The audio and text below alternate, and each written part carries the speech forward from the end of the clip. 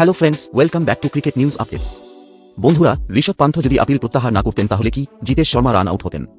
RCB বনাম LSG ম্যাচে দিগ্বেশ রাঠির দ্বারা জিতেশ শর্মাকে ম্যানকাইট করার চেষ্টা নিয়ে যে বিতর্ক হয়েছিল তা নিয়ে প্রাক্তন আম্পায়ার অনিল চৌধুরী তার মতামত দিয়েছেন। ঘটনাটি ঘটেছিল যখন আরসিবির মাত্র 29 রানের প্রয়োজন ছিল এবং জিতেশ শর্মা ভালো ফর্মে ছিলেন। দিগ্বেশ রাঠি ওভারের শেষ বল করার আগে থেমে নন স্ট্রাইকার এন্ডের বেল ফেলে দেন যখন জিতেশ স্পষ্টতই ক্রিজের বাইরে ছিলেন। তৃতীয় আম্পায়ার জিতেশকে নট আউট ঘোষণা করেন এবং এরপর ঋষভ পান্থ আপিল প্রত্যাহার করে নেন। তবে অনিল চৌধুরীর মতে জিতেশ শর্মা আউট ছিলেন। তিনি ব্যাখ্যা করে বলেন, প্রথমত আপিলটি ম্যানকাইডিং এর পর আউট দেওয়া হয়েছিল, নামটি ভুল, এটি রান আউট। ধারাভাষ্যকারের সময় আমি শুনেছি যে বোলার পপিং ক্রিজ থেকে বেরিয়ে এসেছেন।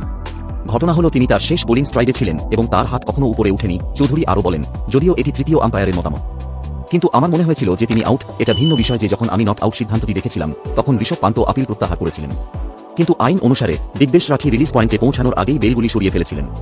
আপনি নিশ্চয়ই 2-3 বছর আগে অশ্বিনকে এটি করতে দেখেছেন, তাই আমার মনে হয় এটি আউট ছিল। তিনি টিভি আম্পায়ারের সিদ্ধান্তকে সম্মান করলেও মনে করেন যে যদি ঋষভ পান্থ আপিল প্রত্যাহার না করতেন তাহলে জিতেশ আউট হতেন। এটি একটি সাধারণ অভ্যাস যে আপিল করার পরেও খেলোয়াড়রা তা প্রত্যাহার করে নেয়। বন্ধুরা, এই সম্পর্কে তোমাদের কি মতামত তা কমেন্ট করে জানাও এবং ভিডিওটি ভালো লাগলে এখনই চ্যানেলটি সাবস্ক্রাইব করো। Stay tuned for more cricket news updates only on crick news. Thank you.